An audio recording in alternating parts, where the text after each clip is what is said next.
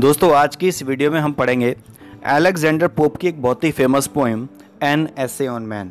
ये दोस्तों बहुत ही लंबी और बड़ी पोएम है, इसको एक साथ नहीं कवर किया जा सकता। दोस्तों इसमें 4 एपिसोड हैं टोटल, यानी 4 पार्ट हैं ऐसा समझिए आप।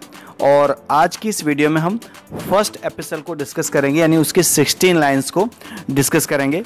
दोस्तों इस पोएम का सेकंड एपिसोड मैं पहले ही अपलोड कर चुका हूँ, उसकी 30 लाइन्स पहले ही अपलोड कर चुका हूँ। अगर आपने वीडियो नहीं देखी है तो मैं डिस्क्रिप्शन बॉक्स में आपको लिंक दे दूँगा, वहाँ से जाकर आप वो वीडियो देख सकते हैं। नहीं तो चलिए अब इस पोएम की बात करते हैं।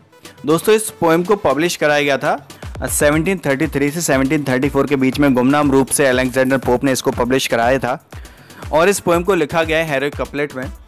दोस्तों अगर आप हेरोइक कपलेट नहीं जानते हैं तो मैं कपलेट पर पहले ही एक वीडियो बना चुका हूँ, आपको मैं चलिए वो भी लिंक डिस्क्रिप्शन बॉक्स में दे दूंगा, वहाँ से जाकर आप देख सकते हैं कपलेट क्या होता है। तो दोस्तों टोटल इस पोएम में 4 एपिसोड हैं। आज हम पढ़ेंगे फर्स्ट एपिसोड, लेकिन इस पोएम को शुरू करने से पहले हमें सबसे पहले सेंट जॉन के बारे में जान लेना चाहिए। दोस्तों सेंट जॉन एक पॉलिटिकल और फिलोसॉफिकल राइटर थे। अलेक्जेंडर पोप उन्हें अपना गाइड यानी मार्गदर्शक और दोस्त मानते थे। सेंट जॉन ने ही अलेक्जेंडर पोप को यह कविता लिखने के लिए दोस्तों प्रेरित किया था।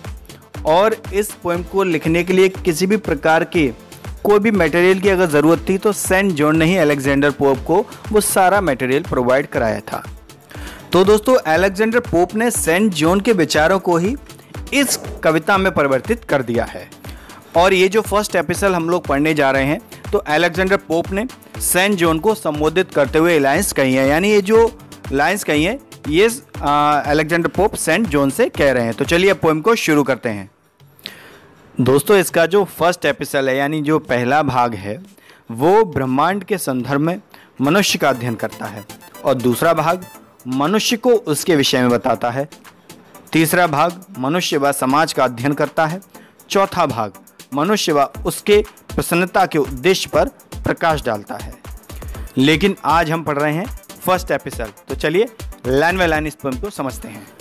Awake my saint John, leave all meaner things to low ambition and the pride of Kings.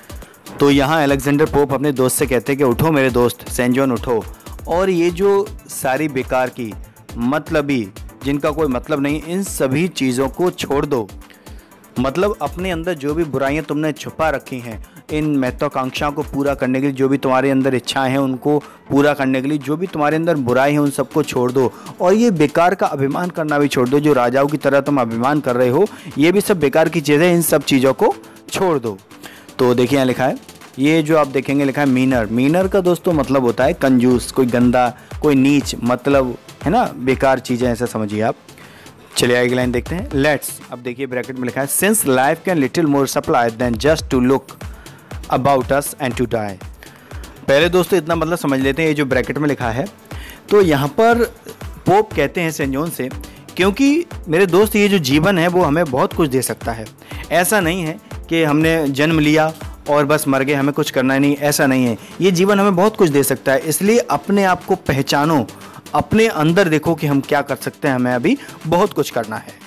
अब ये लाइन देखते हैं, let's expatiate free over all this scene of man a mighty maze but not without a plan. यहाँ पर point ये कहते हैं कि चलो मेरे दोस्त, ये जो इंसान है, ये जो मनुष्य है, ये एक ऐसी भूल भुलैया में उलझा हुआ है, एक ऐसी पहेली में उलझा है, उसको पता ही नहीं है कि उसे क्या करना है, उसका राइट पाथ क्या है, उसका सही रास्ता क्या है। चलो उनको हम सही से विस्तृत रूप से उन्हें समझाएं, लेकिन उनको समझाने के लिए हमारे पास दोस्तों कोई प्लान होना चाहिए। ऐसा नहीं है कि बिना ही किसी प्लान के, बिना किसी पूर्व तैयारी के हम चले जाएं और उनको समझाने लगें। ऐसा नहीं कि मेरे दोस्त, हमारे पास कोई प्लान होना चाहिए उन्हें समझाने के लिए, हम पूरी तैयारी से जाएं उनको समझाने के लिए कि वो किसी गलत रास्ते पर ना जाएं। हम उन्हें ठीक से समझाएं कि राइट पाथ क्या है, सही रास्ता क्या है। चलिए आगे लाइन देखते हैं। A wild where weeds and flowers promiscuous shoot or garden tempting with forbidden fruit।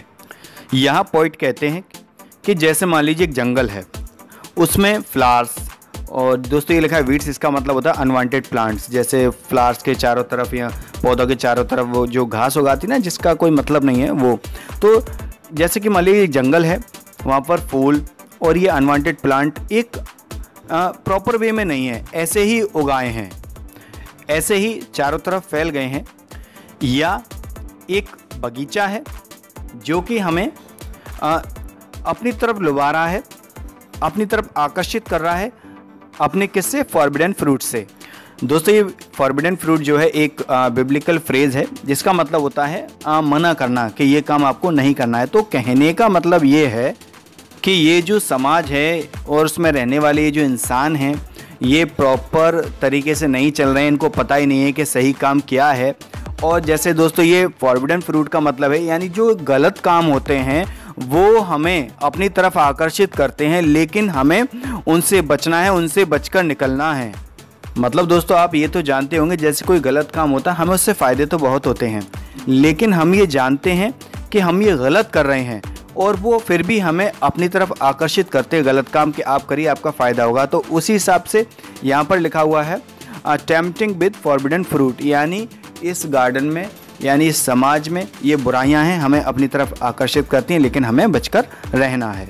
दोस्तों इस फॉरबिडन फ्रूट के बारे में आपको एक बात बता दूं, ये एक्चुअली क्या हुआ था, तो जो गॉड ने सबसे पहले 2 इंसान बनाए थे, एडम और एव, यही 2 पहले मनुष्य माने जाते हैं।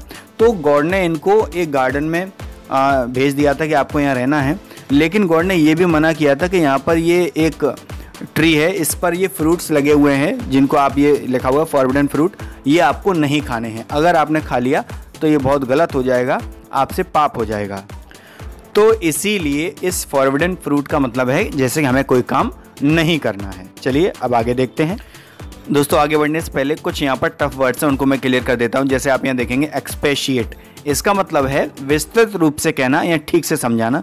ये आप देखेंगे मेज, इसका मतलब दोस्तों पहेली, कोई गोरख धंधा जैसे भूल भुलैया। और ये देखेंगे टेम्पटिंग, इसका मतलब है लुभाने वाला, अपनी तरफ आकर्षित करने वाला। प्रोमिस्कस, इसका मतलब होता है दोस्तों असंयमी, कामुकतापूर्ण या किसी गलत भाव से। तो चलिए अब आगे बढ़ते हैं। Together, let us beat this ample field, try what the open, what the covered yield।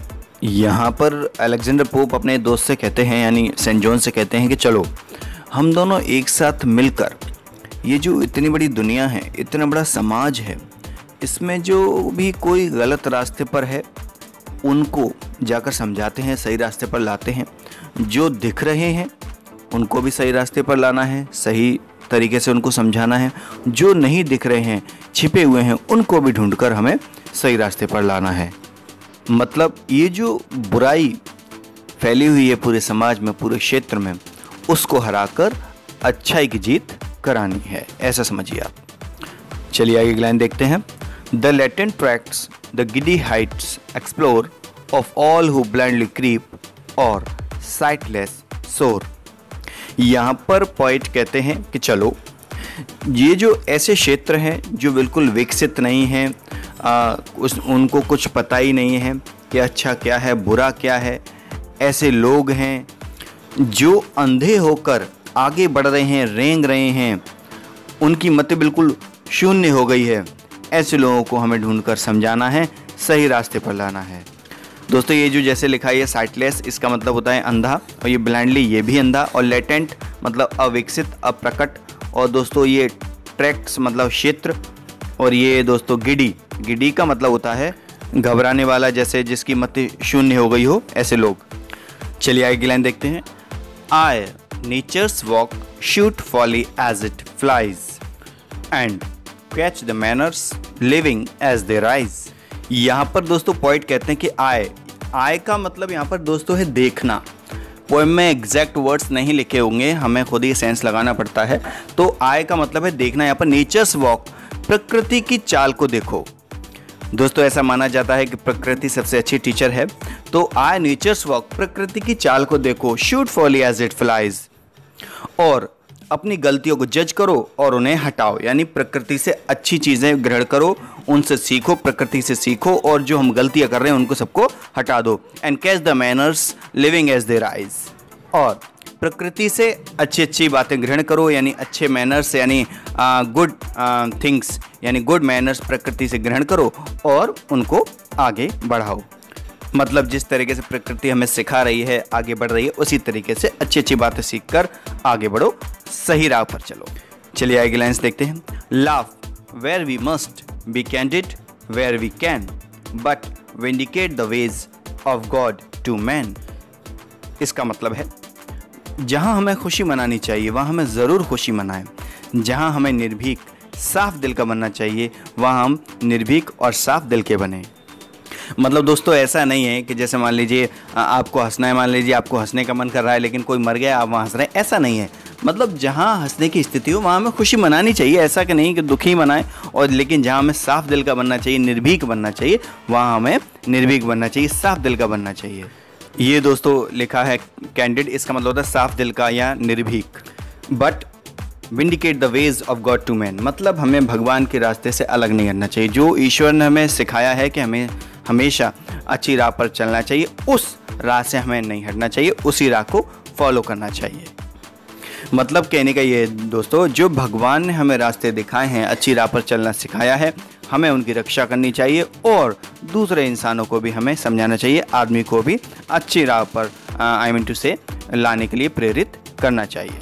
यहाँ पर दोस्तों ये देखेंगे आप लिखा है विंडिकेट, इसका मतलब होता है रक्षा करना या जैसे साबित करना।